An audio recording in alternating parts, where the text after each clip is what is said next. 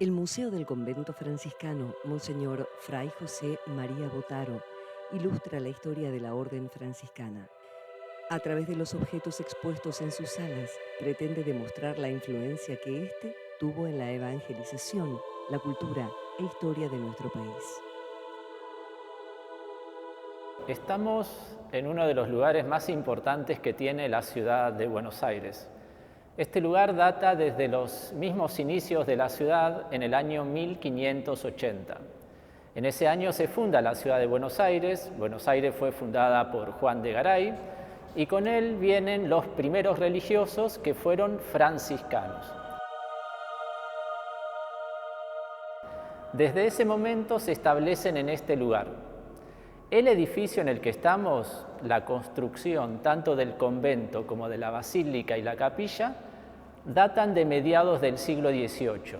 Comenzaron a construirse en 1726.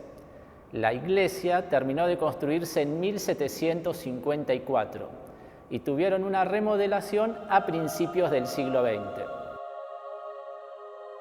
El museo funciona dentro del convento de San Francisco de Asís, situado en el complejo turístico religioso llamado Manzana Franciscana.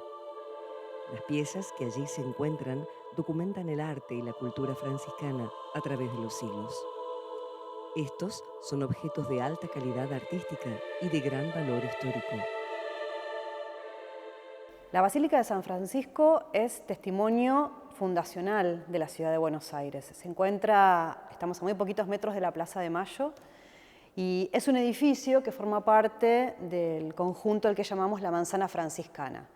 En la Fundación de Buenos Aires hay un solar dentro de la ciudad que va a ser destinado a este grupo religioso, donde se va a construir en principios del 1700 una pequeña construcción en adobe que va a ser la primera iglesia destinada a esta congregación. En 1754 se termina de construir la iglesia, mientras que el convento se termina recién para 1800. Allí también funciona la escuela más antigua de Buenos Aires, fundada antes de 1620, el Colegio San Francisco. La orden franciscana fue un actor muy importante en la construcción de nuestra historia. Muchas de las escuelas más antiguas del país fueron fundadas por franciscanos. Incluso la escuela más antigua de Buenos Aires, el Colegio San Francisco, fue fundada por la orden franciscana, data de 1620. En realidad es tan antigua que no se conoce el año exacto de fundación.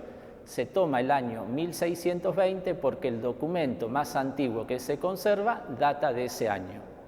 También muchos religiosos franciscanos participaron de nuestra independencia, como Fray Cayetano Rodríguez, que estuvo en el Congreso de Tucumán, que declara nuestra independencia. Él fue maestro de Mariano Moreno.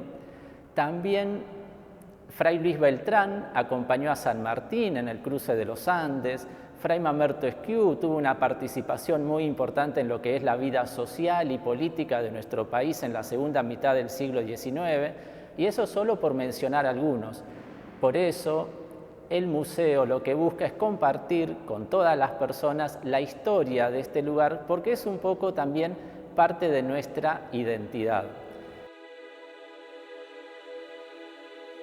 En el año 2007, la legislatura de la ciudad declaró de interés cultural la exhibición permanente de piezas de colección que tiene el museo. Dentro de sus salas y galerías, el turista puede conocer la participación de la Orden Franciscana en la historia y cultura del país. El museo está dividido en temas. La primera sala del museo cuenta sobre la vida cotidiana en el convento, por eso se exponen objetos antiguos de uso cotidiano, de uso común, como antiguas llaves, antiguos libros. También se expone una maqueta que muestra cómo iba a ser el mausoleo de Eva Perón en el atrio de la iglesia, porque Eva Perón fue nombrada en vida hermana franciscana. Por eso, cuando ella fallece, hubo un proyecto para que su cuerpo esté en el atrio de la iglesia. Nunca llegó a construirse, pero sí existió este proyecto y hoy la maqueta se guarda en una de las salas del museo. Entre sus colecciones se pueden apreciar tallas en madera provenientes de las misiones guaranicitas del siglo XVIII. En la galería también se pueden apreciar obras que vienen de las misiones guaraníticas del litoral argentino. Los franciscanos fueron los primeros misioneros en establecerse en ese lugar. Ellos comienzan a llegar ya desde 1550, 1560. Ahí conocen al pueblo guaraní y junto con los guaraníes fundan las primeras misiones guaraníticas. Uno de estos primeros religiosos que llega se llamó Fray Luis Bolaños. Fray Luis Bolaños es un franciscano español que llega primero al Paraguay en 1560. Él escribe un catecismo en lengua guaraní, también es protector de los guaraníes y para muchos historiadores es el fundador de las primeras misiones guaraníticas. Uno de los objetos más significativos es un ataúd construido en España en 1634. En este ataúd se encontraban los restos de Fray Luis Bolaños, fundador de las primeras misiones guaraníticas en Paraguay y el litoral argentino hasta 1913. Hoy en el museo se expone un cajón que fue su ataúd, donde estuvo su cuerpo hasta 1912. En 1912 se construye un mausoleo en la nave de la basílica, que es donde hoy descansan sus restos. Hoy este ataúd se conserva en la galería del museo y es parte del patrimonio importante que conserva el museo, porque es el ataúd en madera más antiguo que hoy se conserva en Buenos Aires. Fue hecho en España en el año 1634. Junto con su sarcófago, en donde fue traído desde España.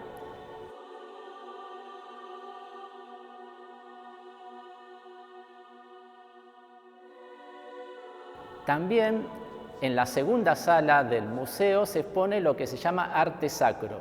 Ahí se pueden apreciar imágenes y pinturas que datan también del siglo XVIII y siglo XIX, que vienen de las misiones guaraníticas.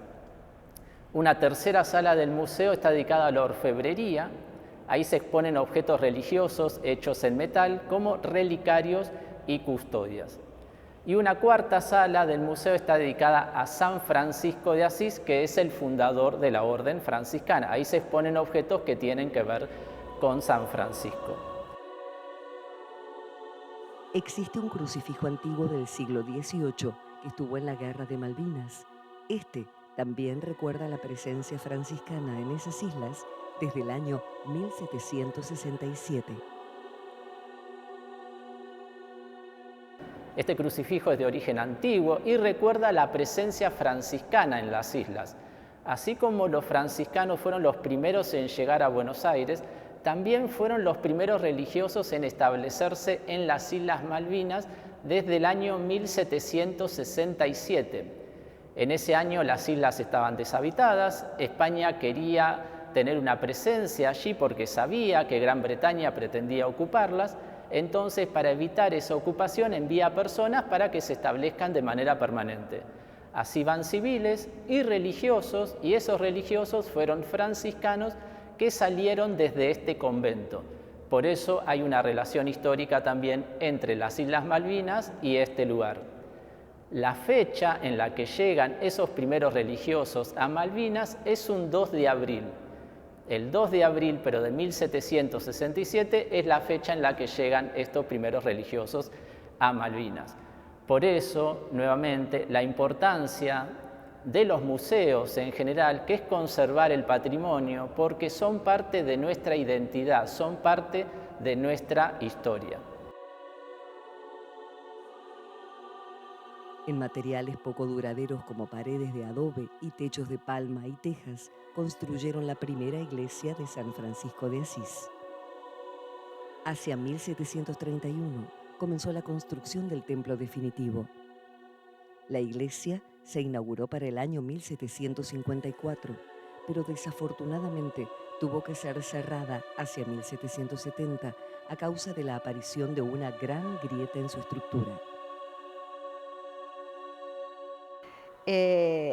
Avanzado los 1700, el arquitecto Blanqui va a realizar una iglesia con todos los componentes y todo el diseño propio de la arquitectura jesuítica. Recordemos que Blanqui ya había trabajado en el Cabildo de la Nación, que también tenemos acá a 2 cuadras, y va a ser una arquitectura que va a estar definida por una arquitectura austera, de muros blancos encalados, de muros blancos de gran espesor.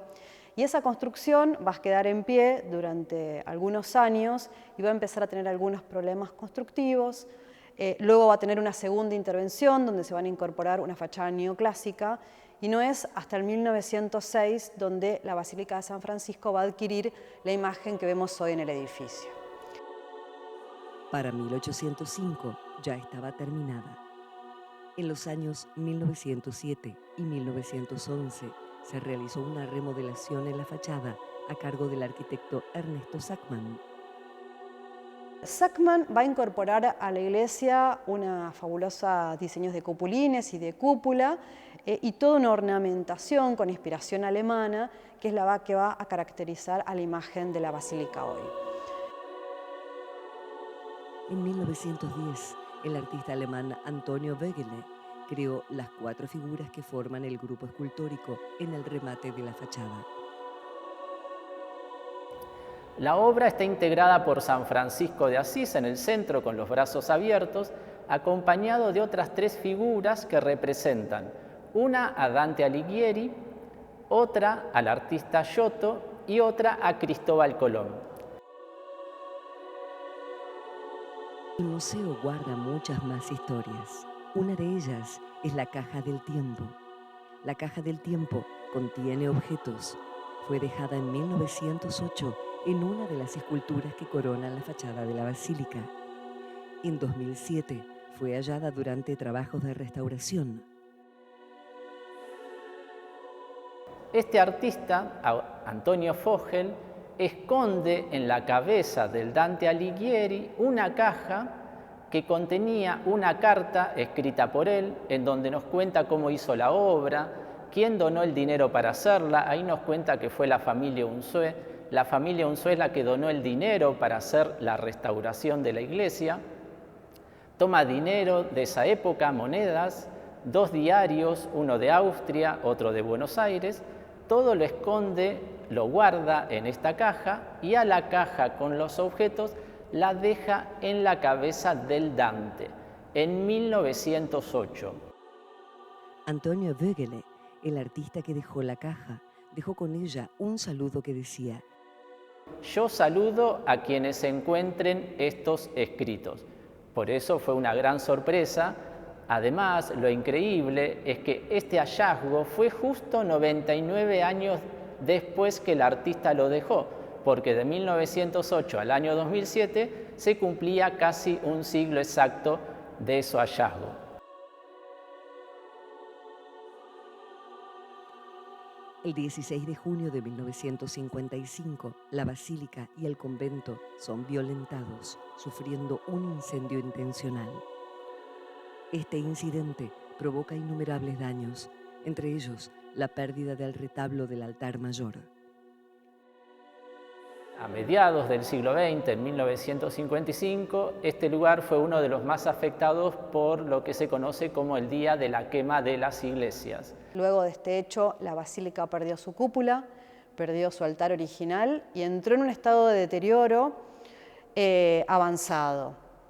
Esta pérdida, esta tragedia, va a hacer que la Dirección Nacional de Arquitectura, perteneciente al Ministerio de Obras Públicas de la Nación, iniciara un proyecto de restauración y de reconstrucción del edificio. Y de esta manera la iglesia vuelve a tener una cúpula, vuelve a reconstruir sus cubiertas, pero había perdido algo importante que era el altar original. De esta manera, las instituciones van a convocar a un concurso, y este concurso va a ser no para replicar el altar, sino que se pensó en realizar un tapiz inspirado en un tapiz inglés que ocupa hoy la iglesia de Coventry, donde en vez de replicar y hacer un nuevo altar con toda la ornamentación propia del 1800, ¿no? En madera y oro, iba a ser un tapiz moderno, un textil, un tejido, Y este concurso lo gana un artista plástico que es Horacio Butler. Es el segundo tapiz más grande del mundo y es el tapiz más grande hecho en Latinoamérica. El tapiz más grande está en una iglesia de Coventry, en Inglaterra, que es de donde se inspiran para colocar este tapiz aquí en la basílica. Y el tapiz se llama La Glorificación de San Francisco. Y de esta manera es como que se le termina de dar un cierre a esa restauración. Durante muchos años la iglesia empieza a poseer una serie de patologías y de deterioros propios del paso del tiempo, propios de la falta de mantenimiento, de la falta de recursos, y entra en un estado de deterioro avanzado, con ingreso de agua por las cubiertas, elementos que empiezan a entrar en enorme avance de ingreso de agua, humedades ascendentes también, porque estos edificios no tenían lo que llamamos un cajón hidrófugo, entonces empieza a ingresar agua por arriba, a ascender por abajo. Entonces hay un avance de deterioros muy importantes que van a dar el cierre de la iglesia, porque esos deterioros también, además del ingreso de agua, había desprendimientos y eso era un riesgo para el edificio.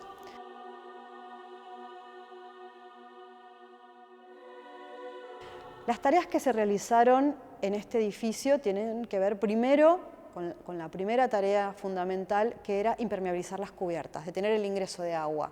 Entonces, de esta manera se restauraron y se renovaron la cúpula y cada una de las cubiertas y cupulines del edificio. En segundo lugar, se restauró integralmente la fachada, ¿sí? Se hizo todo un retiro de toda esa vegetación invasiva, que después vamos a ver en algunas imágenes, ¿no? Esas plantas que empiezan a crecer en la fachada, con biocidas se retiraron todos esos elementos vegetales, se hizo un lavado de la fachada, se hizo un sellado de grietas y fisuras, se hizo una renovación integral de las bajadas pluviales y se comenzó un delicado trabajo de restauración de esa fachada original de símil piedra de la época de Sachmann. Todo lo que es la ornamentación, las molduras, los elementos decorativos se restauraron o los que estaban faltantes se replicaron. Esta remodelación le dio a la iglesia el aspecto que tiene hoy, de estilo barroco bávaro. De esta manera, el Ministerio de Obras Públicas, a través de la Dirección Nacional de Arquitectura, con asesoramiento de la Comisión Nacional de Monumentos, va a realizar un proyecto integral de restauración, tanto de la basílica, de su atrio, como de la capilla San Roque. La obra nueva es diferente a la obra patrimonial. Cuando tenemos que intervenir en un edificio patrimonial, la metodología es diferente, porque al edificio ya lo tenemos un edificio antiguo, un edificio enfermo, que hay que conocerlo, que hay que estudiarlo, que hay que registrarlo, por lo cual las primeras tareas tuvieron que ver con toda la investigación histórica del bien, cómo fue construido, cuáles eran sus capas históricas, su materialidad, entender cuáles eran los problemas que tenía este edificio, y con eso se construyó un proyecto, una licitación pública que tuvo 7 años de ejecución. Es el Ministerio de Obras Públicas quien tuvo la inspección de obra a través de su coordinación de Conservación y Patrimonio, de la Dirección Nacional de Gestión de Obras, quien a través de un equipo especializado de arquitectas y arquitectos y restauradoras llevó adelante la intervención con una empresa contratista. También se hizo un trabajo con el vitralista Bunge, integral de cada uno de los vitrales que define cada uno de los aventanamientos que se retiraron, se armó un taller en obra y se restauraron todos los vitrales originales de la iglesia. También se hizo una restauración de toda la envolvente de la basílica, perdón, de la capilla San Roque, y una restauración de la reja de acceso con sus bronces y del atrio principal con su solado de grés cerámico. En las obras patrimoniales hay algo que quiero destacar y que es el rol de la mujer. Toda la intervención y la restauración de los tapices estuvo en la mano de restauradoras mujeres. Las obras patrimoniales son un lugar de destaque de este rol de mujeres especializadas, arquitectas, restauradoras, arqueólogas, que estuvieron a cargo de la inspección, de la investigación, del asesoramiento, pero también de la mano de obra y de la ejecución. Y creo que eso es algo importante de todas estas obras. por lo cual el desafío en la iglesia fue, por un lado, entenderla históricamente, entender cuáles eran sus problemáticas y poder durante 7 años llevar adelante una restauración integral. Las iglesias grandes, las basílicas como esta, suelen tener un coro donde se sentaban los religiosos para cantar cantos gregorianos durante la misa. Para poder realizar estos cantos se colocaba en el medio del coro, que estaba en el centro de los asientos que rodean al coro, un elemento que se llama fasistol. En este fasistol se colocaban los libros de canto, que solían ser muy grandes porque eran para ser vistos desde lejos. Incluso muchas veces se podían mover y era uno de los religiosos el encargado de pararse para dar vuelta a la página y poder seguir cantando estos cantos gregorianos. El convento tiene un patio central, como era habitual los conventos del período colonial, era la iglesia al lado del convento, que era un patio central rodeado de galerías. Hoy el patio tiene un árbol, un ciprés, que data de 1912. Ese ciprés fue plantado en recuerdo de un árbol que había plantado Fray Luis Bolaños, este misionero franciscano que actuó con los guaraníes, en 1620. Ese árbol, ese ciprés que él plantó, se cayó durante una tormenta en 1911. Con la madera del árbol plantado por Fray Bolaños se hizo la urna que hoy contienen los restos de Fray Bolaños en la basílica. Y en su recuerdo, tanto en recuerdo de Fray Bolaños como del ciprés que él plantó, se plantó nuevamente un ciprés que es el que hoy tiene el patio del convento. También el patio, o desde el patio, se puede ver el reloj de sol más antiguo de Buenos Aires, que data de 1802. La Basílica de San Francisco no es una restauración aislada en nuestro país, no es un hecho que sea algo mínimo o algo casual.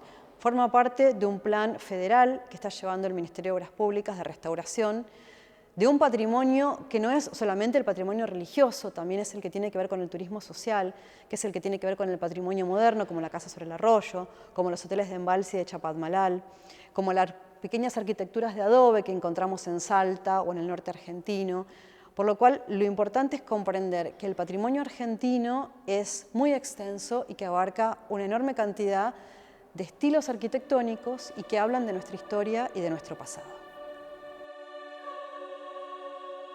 A través de los objetos expuestos en sus salas se ilustra la historia de la orden franciscana, lo cual nos transporta a aquellas épocas lejanas y desconocidas para que se sientan un poco más cercanas.